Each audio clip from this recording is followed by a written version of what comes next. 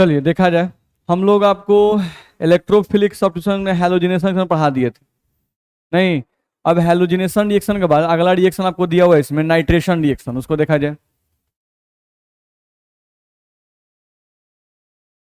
Nitration reaction,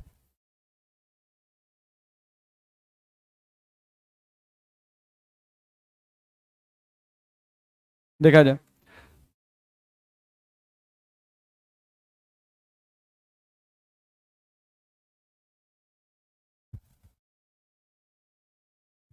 चलो, nitration reaction, तो nitration reaction का मतलब होता है एडिशन। जैसे हम लोग बढ़ते हैं इसको ना, तो यहाँ देखो क्या लिखा हुआ है, नाइट्र, और उसके बाद क्या लिखा है, एसन।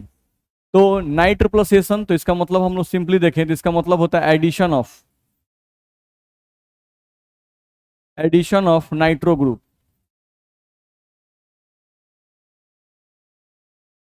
ठीक है, addition of nitro group on benzene ring.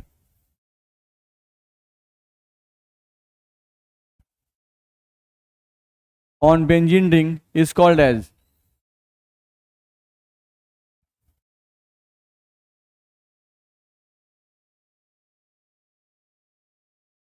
Nitration.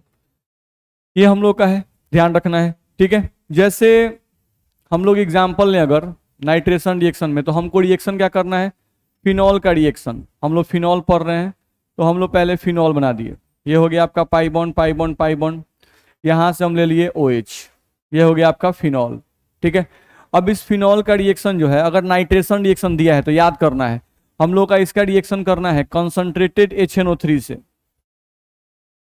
Concentrated HNO3 से इसका रिएक्शन करना है in presence of H2SO4, in presence of H2SO4।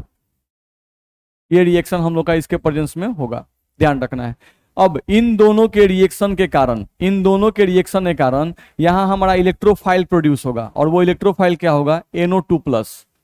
तो याद रहे जब भी, क्योंकि नाइट्रेशन रिएक्शन से फिनॉल में नहीं आएगा, अल्डिहाइड में भी आएगा, बस में रहे कार्बोक्सिलिक एसिड में भी आएगा। ठीक है, तो जब भी नाइट्रेशन रिएक्शन आए तो उस केस में हमको केयर करना होगा कि चेंज क्या होगा, सिर्फ जैसे अल्डिहाइड आएगा तो क्या चेंज होगा, बेंजीन रहेगा। नाइट्रेशन रिएक्शन में बेंजीन रहेगा, बस चेंज क्या होगा, OH के जगह पर क्या लग जाएगा, अल्डिहाइड। ध्यान रखना है, आप जब कार्बोक्सिलिक एसिड पढ़ोगे चैप्टर, तो उस केस में क्या होगा, बेंजीन रहेगा, और बेंजीन पर आपका लग क्या जाएगा, TOOH, ये लग जाएगा। ध्यान रखना है, तो चेंजिंग आपका सिर्फ ऊपर वाला ग्रुप चेंज होगा, बेंजीन सब में रहेगा। ठीक है, तो चलो हम लोग का बेंजीन ले लिए, यहाँ पर OH ले लिए, इसका रिएक्शन कंसंट्रेटेड HNO3 से करना है, H2SO4 के प्रेजेंस में रहना है, ये सब रहेगा।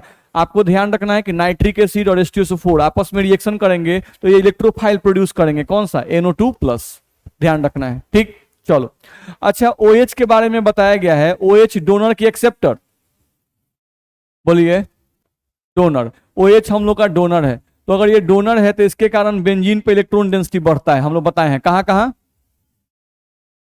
ऑर्थो और पारा पर। तो पार्शियल नेगेटिव और पार्शियल नेगेटिव, ऑर्थो और पारा पर नेगेटिव जो हम लोग का प्रेजेंट हो जाएगा। अब देखो तो इन दोनों के रिएक्शन से हमारा इलेक्ट्रोफाइल प्रोड्यूस हुआ, वो कौन है, NO2+। ठीक, अब ये NO2+ कहां जुड़ सकता है, ऑर्थो पे और पारा पर, क्योंकि यहां पर माइनस चार्ज, यहां पर भी माइनस चार्ज है। ध्यान रहेगा, अगर ये NO2+ ऑर्थो पर जुड़ गया, इस पोजिशन पे जुड़ गया, तो इस पोजीशन पे नहीं जुड़ेगा, क्यों, क्योंकि ये पोजीशन और ये पोजीशन क्या है, सेम है। ध्यान रखना है, तो यहां से आप प्रोडक्ट बनाओगे तो प्रोडक्ट क्या बनेगा, ध्यान रखो, ये हम लोग का बन जाएगा बेंजीन रिंग, यहां से आपका पाई बॉन्ड, यहां से पाई बॉन्ड, यहां से पाई बॉन्ड, यहां पे आपका आ जाएगा और यहां पर एक इलेक्ट्रोफाइल हम लोग का यहां जुड़ेगा, NO2 जुड़ेगा, और एक और इलेक्ट्रोफाइल हम लोग जोड़ेंगे अगला रिएक्शन में, जो हम लोग का बनेगा, यहां से रिंग आपका आ जाएगा pi bond pi bond pi bond, और यहां से हम लोग का आ जाएगा OH, और यहां पर हम लोग का पारा पोजीशन पे जुड़ेगा NO2। ध्यान रखना है, दिक्कत है नहीं। तो ये जो प्रोडक्ट बना है इसको हम लोग कहते हैं ऑर्थोनाइट्रोफिनॉल, ऑर्थोनाइट्रोफिनॉल। ठीक है, 1-2 पोजीशन को ही ऑर्थो कहा जाता है। यहां पर कहा है 1-4 पोजीशन पे, तो 1-4 पोजीशन को हम लोग क्या कहते हैं, पारा। तो क्या बोलेंगे इसको, पारा नाइट्रोफिनॉल। बेंजीन पे OH तरफ से फिनॉल कहते हैं, तो ये आपका बन गया पारा नाइट्रोफिनॉल।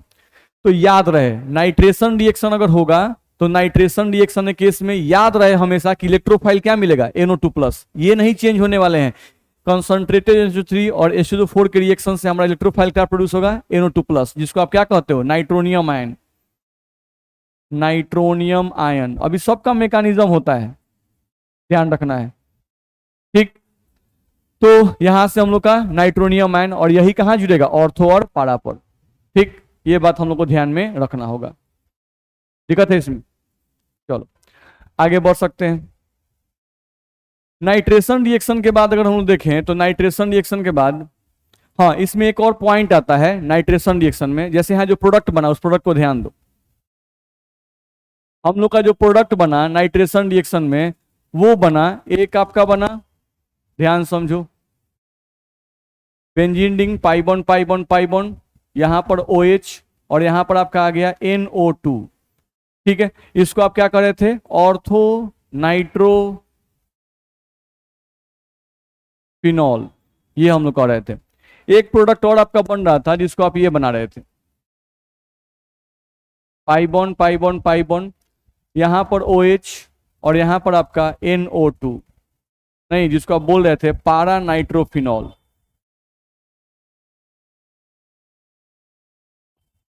तो आपका दो प्रोडक्ट यहां से बनता है। नहीं, अब एनसीईआरटी में एक क्वेश्चन हम लोग को दिया हुआ है, वो क्वेश्चन क्या दिया हुआ है, देखो तो, हम लोग क्वेश्चन दिया हुआ है कि ऑर्थो और नाइट्रोफिनॉल, ऑर्थो नाइट्रोफिनॉल और पारा नाइट्रोफिनॉल को कैसे अलग करेंगे, how can you separate, how can you separate, how can you separate ortho nitrophenol and para nitrophenol from each other, and para nitrophenol,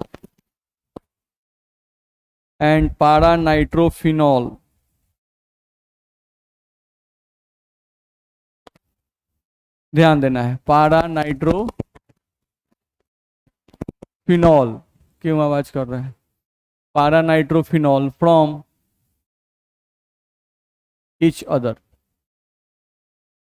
ठीक है। ये क्वेश्चन हम लोग का दिया हुआ है एनसीईआरटी में, how can you separate ortho nitrophenol and पारा नाइट्रोफिनॉल फ्रॉम ईच अदर, ठीक है। या इसी क्वेश्चन को ऐसे भी लिखा रहता है, इसी क्वेश्चन को ऐसे भी लिखा रहता है, which is steam volatile, which is steam volatile,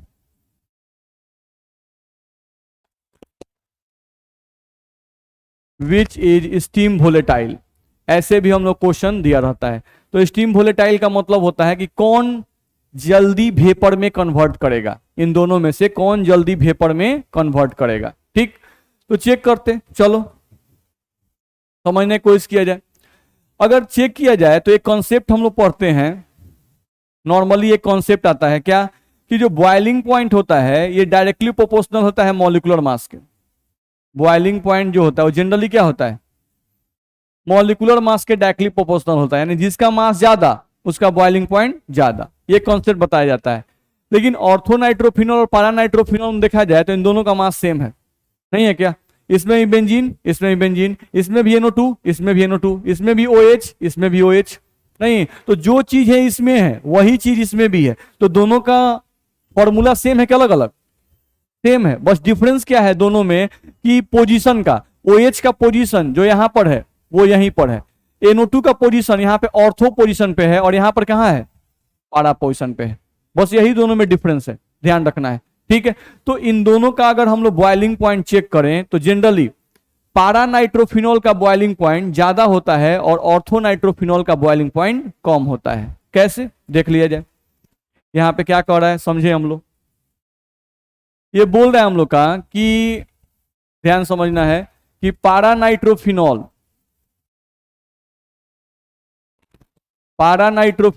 and ortho nitrophenol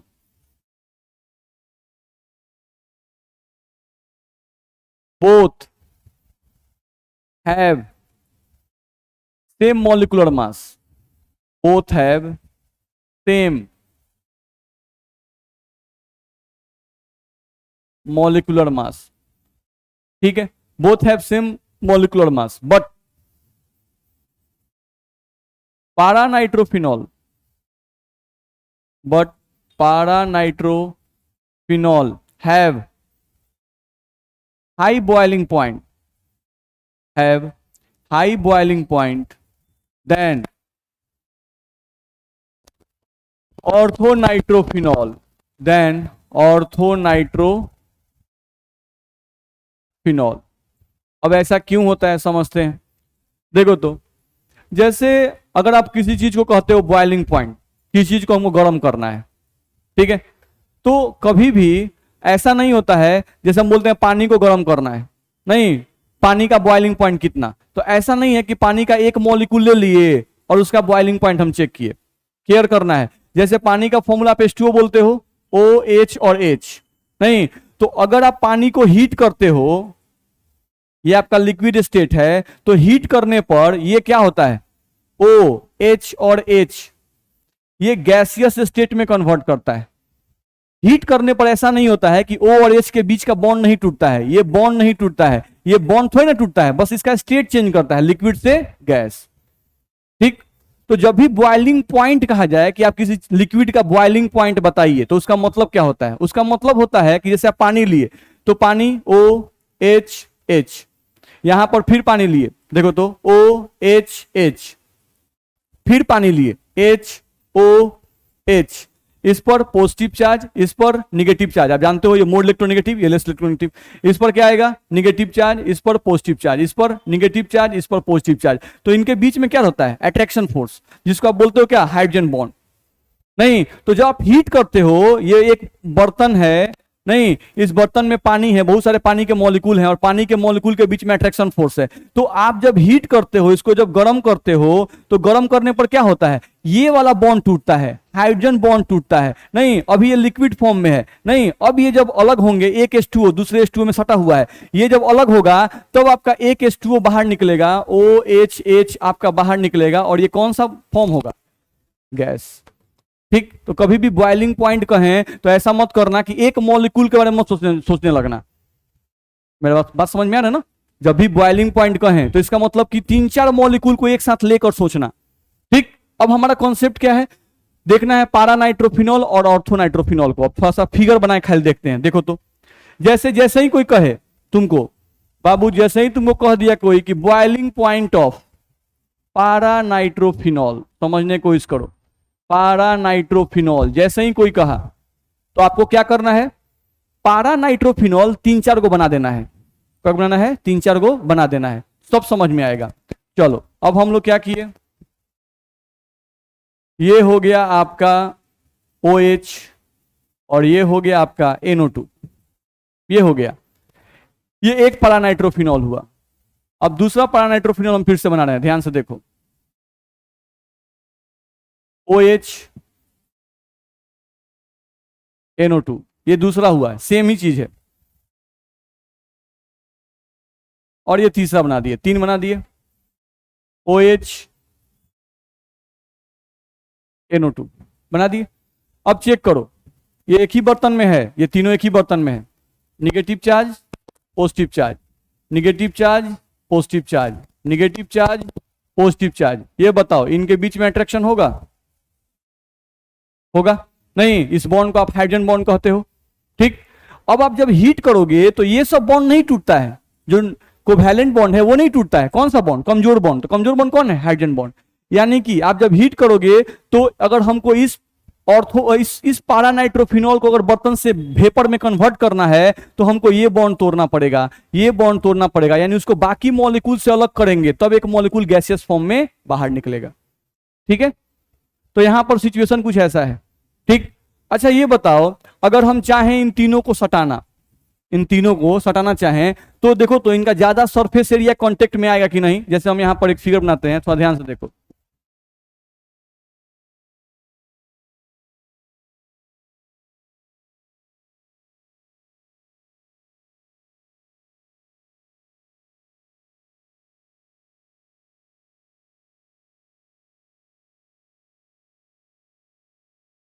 ध्यान समझना कि ये लोग आपस में सट सकते हैं, नहीं।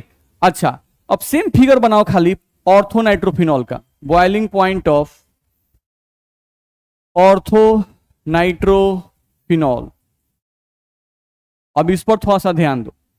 हाँ, यहां पर जो बॉन्ड बना इसे हम लोग क्या कहते हैं, इस बॉन्ड को इंटर मॉलिक्यूलर हाइड्रोजन बॉन्ड, इसे हम लोग कहते हैं इंटर मॉलिक्यूलर हाइड्रोजन बॉन्ड। ठीक है, इंटर मॉलिक्यूलर हाइड्रोजन बॉन्ड का मतलब होता है कि एक मॉलिक्यूल जब दूसरे मॉलिक्यूल से हाइड्रोजन बॉन्ड बनाता है तो उसे कहते हैं इंटर। ठीक है, चलो अब ऑर्थो नाइट्रोफिनॉल में थोड़ा सा आ जाओ। इसका फिगर हम बनाते हैं, ध्यान दो। Pi bond pi bond pi bond, यहां है OH और NO2 थोड़ा फैला के लिखते हैं, यहां पर है NO2 है, ऑर्थो में यहां पे NO2 है। N सिंगल बॉन्ड O पर minus, double bond O, N पर प्लस, ये NO2 का स्ट्रक्चर होता है। ठीक, अच्छा इस पर क्या होगा, इसको थोड़ा सा हम लोग घसका लेने,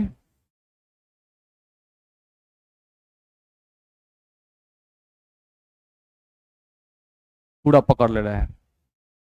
चलिए देखा जाए, इस पर क्या होगा, पार्शियल पॉजिटिव होगा, इस पर नहीं, और इस पर क्या होगा, पार्शियल नेगेटिव। अच्छा देखो तो इस पे प्लस है, इस पर क्या है, माइनस। देखो यहां पे प्लस होगा।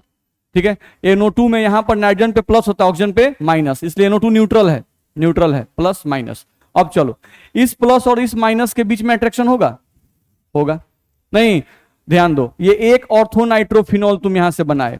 ठीक है, अब दूसरा ऑर्थोनाइट्रोफिनॉल यहां से बना रहे हो, ध्यान से देखो, benzene ring, pi bond pi bond pi bond, यहां से तुम लगा दिए OH और यहां से तुम लगा दिए NO2, N single bond O पे माइनस, डबल बॉन्ड O, इस पर आ गया पार्शियल पॉजिटिव, इस पर आ गया पार्शियल नेगेटिव, इनके इनके बीच में अट्रैक्शन होगा। ठीक, अब हो क्या रहा है कि यहां पर जो हाइड्रोजन है और यहां पर जो ऑक्सीजन है वो आपस में हाइड्रोजन बॉन्ड बना रहा है, नहीं तो इस हाइड्रोजन बॉन्ड को हम लोग कहते हैं इंट्रा मॉलिक्यूलर हाइड्रोजन बॉन्ड। दोनों के नाम में डिफरेंस है, ध्यान रखना। ऊपर वाले में क्या है, इंटर है, और ये क्या है, इंट्रा।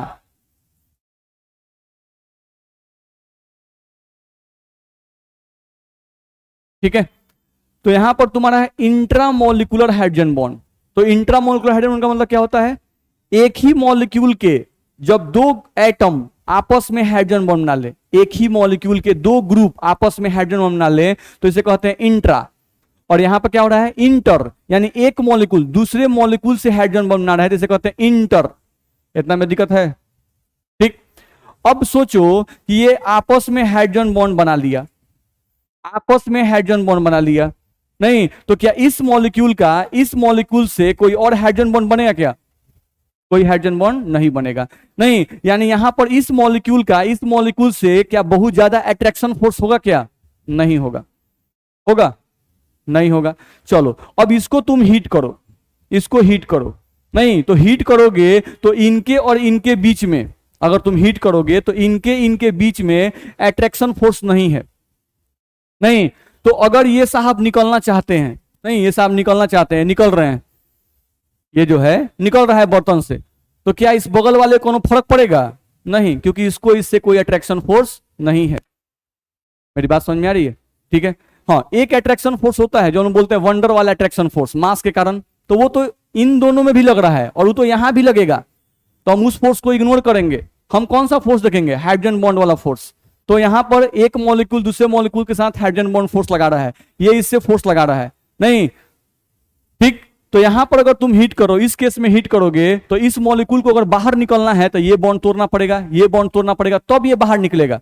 लेकिन क्या अगर तुम इस दोनों मॉलिक्यूल को एक साथ एक ही बर्तन में अगर ये है दोनों, नहीं, इसको तुम हीट करोगे तो ये मॉलिक्यूल जब निकल रहा होगा तो क्या ये मॉलिक्यूल इसको रोकेगा, नहीं रोकेगा। तो इसका बॉइलिंग पॉइंट क्या होगा, कम, इसका बॉइलिंग पॉइंट क्या होगा, ज्यादा। मेरी बात समझ में आ रही है, नहीं तो क्यों, क्योंकि एक तो यहां पर क्या होता है, इंटरमॉलिक्यूलर हाइड्रोजन बॉन्ड बनता है। तो जब भी मॉलिक्यूल्स के बीच में इंटरमॉलिक्यूलर हाइड्रोजन बॉन्ड बनता है तो उस कारण से एक मॉलिक्यूल दूसरे मॉलिक्यूल से, दूसरा मॉलिक्यूल तीसरे मॉलिक्यूल से, तीसरा मॉलिक्यूल चौथे मॉलिक्यूल से एसोसिएट कर जाता है, नहीं तो उस केस में आपको हीट करने पर एक मॉलिक्यूल को निकालने के लिए बहुत सारे बॉन्ड्स को तोड़ने पड़ेंगे, नहीं बहुत सारे हाइड्रोजन बॉन्ड्स को तोड़ने पड़ेंगे, तब जाके एक मॉलिक्यूल बाहर निकलेगा। तो आपको ज्यादा हीट सप्लाई करना पड़ेगा यहां पर एक पारा नाइट्रोफिनॉल को बाहर निकालने के लिए, नहीं यानी कि लिक्विड स्टेट से गैस स्टेट में कन्वर्ट करने के लिए। दिमाग में बात जा रहा है? नहीं, जबकि पारानाइट्रोफिनॉल ऑर्थोनाइट्रोफिनॉल में क्या हो रहा है, इनके बीच में इंट्रामोलिकुलर हाइड्रोजन बॉन्डिंग बनता है, यानी ये आपस में हाइड्रोजन बॉन्ड बनाते हैं, ये आपस में हाइड्रोजन बॉन्ड बनाते हैं। तो आपस में हाइड्रोजन बॉन्ड बनाएंगे तो एक मॉलिक्यूल का दूसरे मॉलिक्यूल से अट्रैक्शन फोर्स कम होगा। नहीं तो अगर हम इस लिक्विड को अगर हीट करेंगे तो इस लिक्विड को हीट करने पर इनका मेल्टिंग पॉइंट, बॉइलिंग पॉइंट क्या होगा, कम होगा। यहां पर एक मॉलिक्यूल जब वेपर में कन्वर्ट करेगा तो दूसरा मॉलिक्यूल उसको रोकेगा नहीं। मेरी बात समझ में आ रही है? ठीक, तो ऐसा हम लोग का होता है। जैसे नॉर्मली हम लोग एग्जांपल अपने केस में देते हैं तो बोलते हैं कि देखो ये जो है ये गांव का फैमिली है, ये क्या है, शहर का फैमिली है, आपस में अट्रैक्टेड है, नहीं। यहां पर क्या है, एक आदमी दूसरे से लिंक है, दूसरा आदमी तीसरे से लिंक है। नहीं, जैसे आप किसी गांव में जा रहे हैं, किसी को खोजना है तो बड़ी आसान है। नहीं, कोई मिल जाए, पूछ दीजिए कि भाई हमको भाई इनके पास जाना है, किसी का भी नाम रख दीजिए, मोहन जी के पास जाना है। अच्छा मोहन जी का, यहाँ से जाइए, नहीं चौथा मकान जो है उसके बाद जो पीला रंग का मकान दिखाई देगा वही होगा, कोई बता देगा आपको, ध्यान रखना है। यहाँ टाउन में जाइए तो इसे पूछ के देखिए बगल वाले फ्लैट में कौन रहता है, आप भी रेंट पर हैं, बगल वाला भी रेंट पर है। नहीं, एक दूसरे को देखते हैं, बहुत दिन से देख रहे हैं लेकिन नामों नहीं जानते हैं। नहीं, कोई जाकर पूछ दिया कि भाई, तो कोई बता पाएगा? नहीं बता पाएगा। गांव में से कोई चाहे कि गांव में जाएं, आपको पकड़ कर खींच कर बाहर ले आए गांव से, आपको पीटे, आसान है? नहीं है। लेकिन टाउन में आपके फ्लैट से खींच के आपको कोई पीट रहा है, नहीं तो क्या बगल वाला फ्लैट वाला मदद करने के लिए आएगा? नहीं आएगा, उसको कोई फर्क नहीं पड़ता। अच्छा जल्दी दरवाजा बंद करो, ठीक है। तो वही बात है, यहां पर अलग होने में कोई दिक्कत नहीं है। तो यहां पर अलग होने में कोई दिक्कत नहीं है, लेकिन यहां पर दिक्कत है क्योंकि यहां पर इंटरमोलिकुलर हाइड्रोजन बॉन्ड बनता है और यहां पर इंट्रामोलिकुलर हाइड्रोजन बॉन्ड बनता है, ठीक। तो कोई भी पूछता है अगर हमसे, नहीं कि why is the boiling point of पारानाइट्रोफिनॉल is greater than the boiling point of orthonitrophenol, तो हम लोग को सिंपल यही बताना है कि पारानाइट्रोफिनॉल इंटरमोलिकुलर हाइड्रोजन बॉन्ड बनाता है। हमको डिटेल नहीं करना है, बस वही लिखना ही है, कोई भी समझ जाएगा। तो हम लोग को ध्यान रखना, हम लोग क्या लिखना है कि पारानाइट्रोफिनॉल formed intermolecular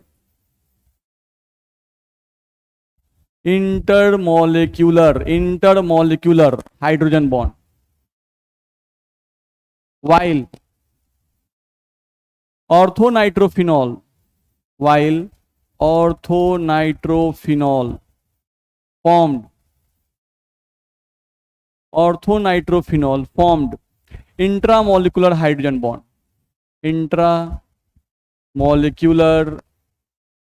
hydrogen bond, so the boiling point of, या ड्यू टू दिस रीजन ज्यादा अच्छा रहेगा, due to this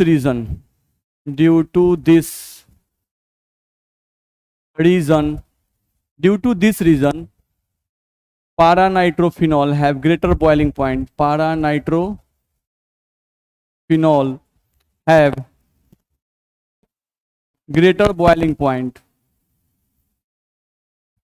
have greater boiling point than orthonitrophenol.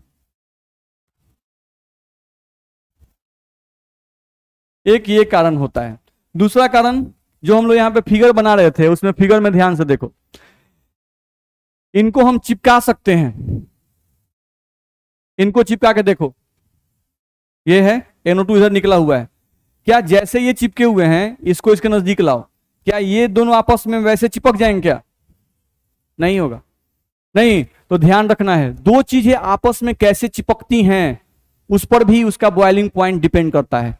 अगर दो मॉलिक्यूल का ज्यादा सरफेस एरिया एक दूसरे कांटेक्ट में आता है, नहीं तो इनका बॉइलिंग पॉइंट क्या होगा? ज्यादा होगा, क्योंकि सरफेस एरिया ज्यादा तो वंडर वाल फोर्स ऑफ अट्रैक्शन का मान ज्यादा। जैसे हम दो मॉलिक्यूल ले लिया, दो मॉलिक्यूल को ऐसे चिपका दें तो इनका सरफेस एरिया कम कांटेक्ट में है, तो अगर इसको तुम हीट देके तोड़ना चाहोगे तो ये बॉन्ड जल्दी टूटेगा, नहीं। और इसी दो मॉलिक्यूल को जो ऐसे चिपकाए थे उसको ऐसे चिपका दो तो ज्यादा सरफेस एरिया कांटेक्ट में आएगा, तो इनके बीच में लगने वाला वंडर वाल फोर्स ऑफ अट्रैक्शन ज्यादा, तो वंडर वाल फोर्स ऑफ अट्रैक्शन ज्यादा, तो इनको अलग करने के लिए तुमको ज्यादा हीट सप्लाई करना पड़ेगा। बात समझ आ रहा है? नहीं, तो ये बात भी ध्यान रखना होगा कि इसमें जो पैकिंग होता है, हम लोग कहते हैं क्या कि ऑर्थो पारा नाइट्रोफिनॉल में जो मॉलिक्यूल्स का पैकिंग होता है, यानी चिपकना, पैकिंग मतलब क्या होता है, आपस में चिपकना, मॉलिक्यूल्स का जो पैकिंग होता है वो पारा नाइट्रोफिनॉल में ज्यादा अच्छा होता है। नहीं, इसमें मॉलिक्यूल्स ज्यादा क्लोजली पैक्ड रहते हैं, जबकि इसमें मॉलिक्यूल ज्यादा क्लोजली पैक्ड नहीं रहते हैं, इसलिए इसका मेल्टिंग बॉइलिंग पॉइंट ज्यादा होता है और इसका मेल्टिंग बॉइलिंग पॉइंट कम होता है। नहीं, तो यहां से आप बस ऐड कर सकते हो ये बात, नहीं क्या कि molecules of para nitrophenol, molecules of para nitrophenol are more closely packed, more closely packed in comparison to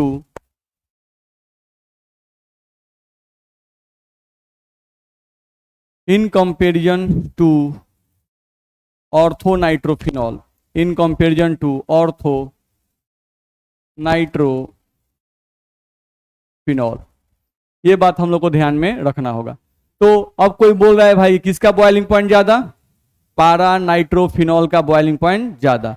तो जिसका बॉइलिंग पॉइंट ज्यादा वो जल्दी वेपर में कन्वर्ट करेगा, कि जिसका बॉइलिंग पॉइंट कम वो जल्दी वेपर में कन्वर्ट करेगा, कम। तो कम है ऑर्थोनाइट्रोफिनॉल, नहीं तो केयर करना होगा, ऑर्थोनाइट्रोफिनॉल ही स्टीम वोलेटाइल होगा, नहीं यानी स्टीम के साथ वही जल्दी वेपर में कन्वर्ट करेगा, पारा नाइट्रोफिनॉल स्टीम वोलेटाइल नहीं होगा। तो क्वेश्चन था कि विच इज स्टीम वोलेटाइल, तो क्या बोलेंगे, orthonitrophenol is steam volatile, orthonitrophenol orthonitrophenol is steam volatile. तो ये बात एक हम लोग को ध्यान में रखना होगा। अब ये भी क्वेश्चन था कि हाउ कैन यू सेपरेट, तो ये भी आप समझ रहे हैं बहुत अच्छे तरीके से, कैसे सेपरेट करेंगे। तो अगर आपका एक बर्तन है और एक बर्तन में दोनों है, मान लो ए हम मान लिए ऑर्थो और बी मान लिए पारा, नहीं तो आपको पता है जो ऑर्थो वाला है ए वाला, इसका बॉइलिंग पॉइंट क्या है, कम, लेस बॉइलिंग पॉइंट, और जो बी है इसका बॉइलिंग पॉइंट क्या है, मोर बॉइलिंग पॉइंट।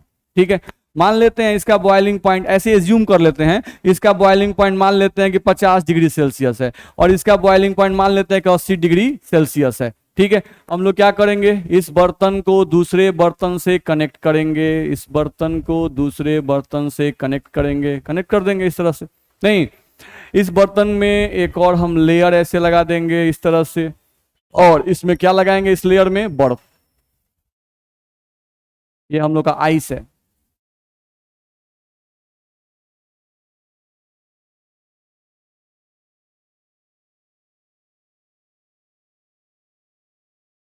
इस तरह से अब ये जो लिक्विड है आपका जिसमें ए और बी दोनों है, नहीं तो इस लिक्विड को हम कितना हीट सप्लाई करेंगे, 50 डिग्री सेल्सियस, यानी हम इसको हीट करेंगे और इस हीट करके टेम्परेचर कितना मेंटेन कर देंगे, 50 डिग्री सेल्सियस। तो जैसे ही टेम्परेचर 50 डिग्री सेल्सियस मेंटेन करोगे, ए वेपर में बदलेगा कि बी,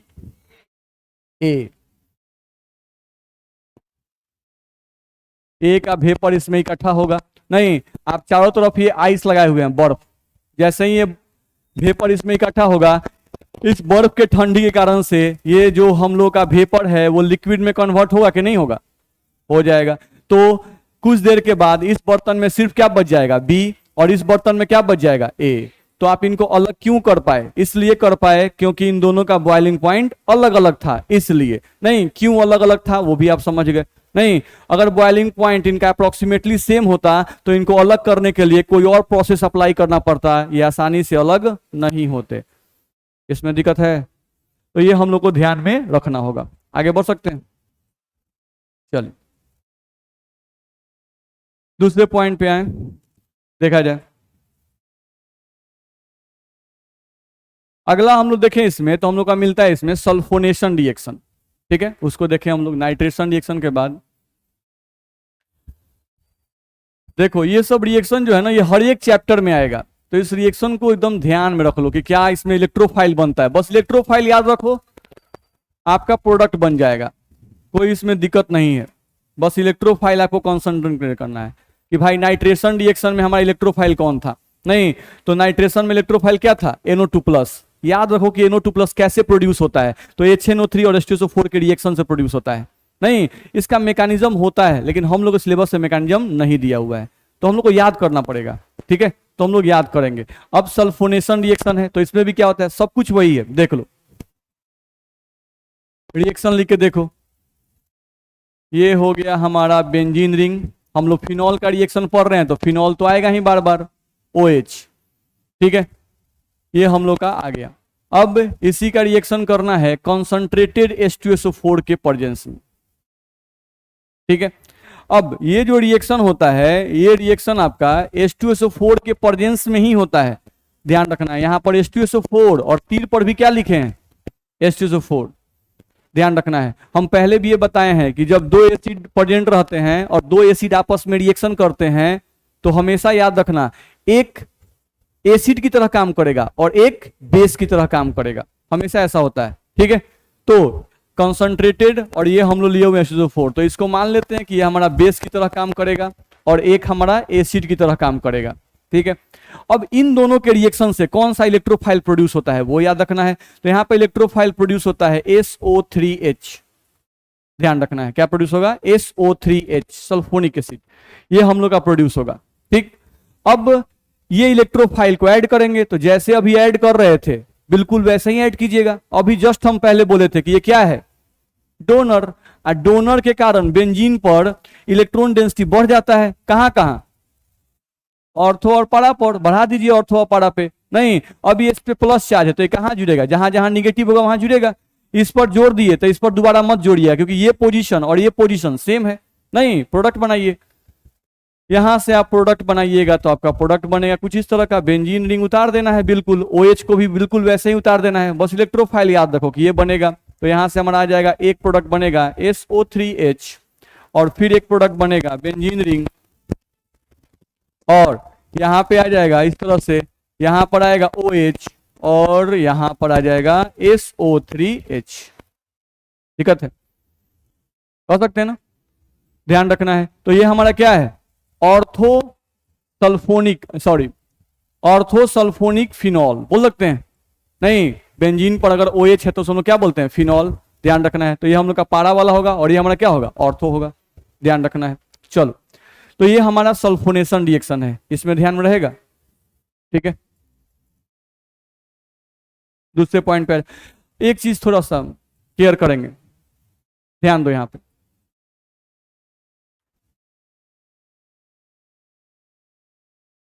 बेंजीन रिंग, OH और SO3H दिया हुआ है, इसका नाम हम लोग को ध्यान रखना है, कैसे लिखेंगे भाई थोड़ा सा क्लियर करेंगे। जैसे एक हम लोग का होता है नोमेनक्लेचर में प्रायोरिटी टेबल, क्या होता है, प्रायोरिटी टेबल। तो प्रायोरिटी टेबल में जब देखते हैं तो SO3H जो होता है ये ऊपर रहता है और OH जो है वो नीचे रहता है, ध्यान रखना है। नहीं तो अगर ये ऊपर है तो ये होगा मेन फंक्शनल ग्रुप, और ये जो होगा इसके प्रेजेंस में ये हो जाएगा सब्स्टिट्यूएंट। ध्यान रखना है। नहीं, अब OH का जो सब्स्टिट्यूएंट नाम होता है वो होता है हाइड्रोक्सी। OH का सब्स्टिट्यूएंट नेम क्या है, हाइड्रोक्सी। ध्यान रखना है। अब इसका नाम लिखेंगे तो ये मेन फंक्शनल ग्रुप, तो यहीं से नाम लिखेंगे 1 2। नहीं तो पहले सब्स्टिट्यूएंट का नाम लिखते हैं, तो 2 पे हाइड्रोक्सी, 2 हाइड्रोक्सी, इसको कहते हैं बेंजीन और इसको कहते हैं सल्फोनिक एसिड।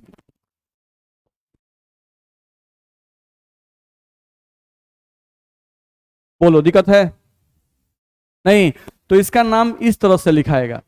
ठीक, अब सेम इसका नाम लिखना होता, नंबरिंग कहां से, मेन फंक्शनल ग्रुप 1 2 3 और 4, ये हम लोग का होगा।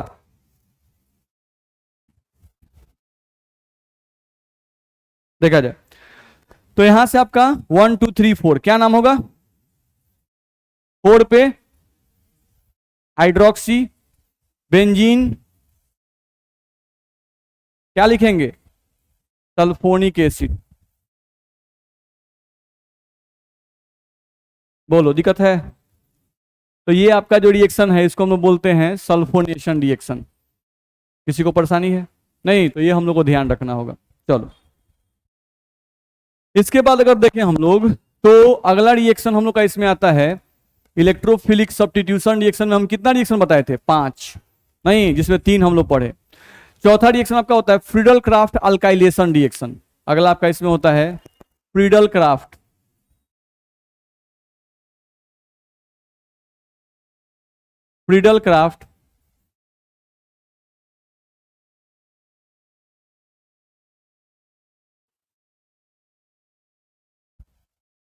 अल्काइलेशन रिएक्शन, ध्यान रखना है। चलो ठीक है, तो फ्रीडल क्राफ्ट अल्काइलेशन रिएक्शन जो है वो क्या है हम लोग का? तो ये बिल्कुल सिंपल है, ध्यान रखना है। हम लोग को इसमें करना कुछ नहीं है, सब कुछ वही रहेगा। फिनॉल,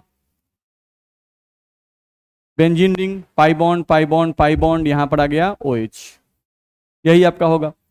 प्लस अब यहां पे हमको लिखना है फ्रीडल क्राफ्ट अल्काइलेशन रिएक्शन। तो इसमें क्या रिएजेंट होते हैं उनको ध्यान रखना है। तो यहाँ पे रिएजेंट में हम लोग का होता है CH3Cl, ठीक है। और यहां पर अगर ले लें तो हम लोग का कैटलिस्ट के रूप में यहां रहता है एनहाइड्रस AlCl3। एनहाइड्रस का मतलब सूखा हुआ, AlCl3 ये रहता है। अब इन दोनों के रिएक्शन से ये वाला बॉन्ड तोड़ दो और यहां से इलेक्ट्रोफाइल तुम प्रोड्यूस करोगे तो इलेक्ट्रोफाइल तुमको मिलेगा, सॉरी हाँ E+ लिखते हैं, इलेक्ट्रोफाइल तुमको मिलेगा CH3+। क्या मिलेगा? CH3+। और ये Cl तुमको अलग हो जाएगा, Cl- तुम्हारा अलग हो जाएगा, ठीक। अब इसमें तुमको प्रोडक्ट लिखना है, तो कहां लिखोगे? फिर से ऑर्थो और पारा, क्योंकि ये डोनर है, इसके कारण से निगेटिव चार्ज कहां कहां डेवलप होगा? ऑर्थो और पारा पर।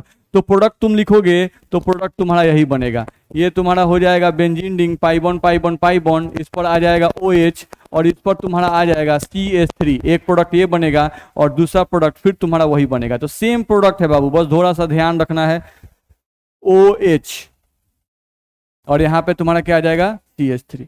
नहीं, तुमको ये भी पता है कि जहां भी हम लोग का ये CH3 जुड़ता है, नहीं तो बेंजीन पर हर जगह H होता है ना जी, कि नहीं होता है? होता है। तो जहां भी ये CH3 जुड़ेगा वहां से एक H हट जाएगा, तो H हटेगा तो H किससे जुड़ेगा? Cl से। तो यहां भी आपका HCl बनता है और यहां भी क्या बनता है? HCl बनता है, ध्यान रखना है, ठीक। बोल सकते हैं, दिक्कत नहीं ना? चलो, तो आज के क्लास में इतना ही, अगले क्लास में आगे बढ़ेंगे। एक क्लास का और फिनॉल है, अगले क्लास में खत्म हो जाएगा, बस मेरा है, इसका बाद ईथर आपका स्टार्ट होगा।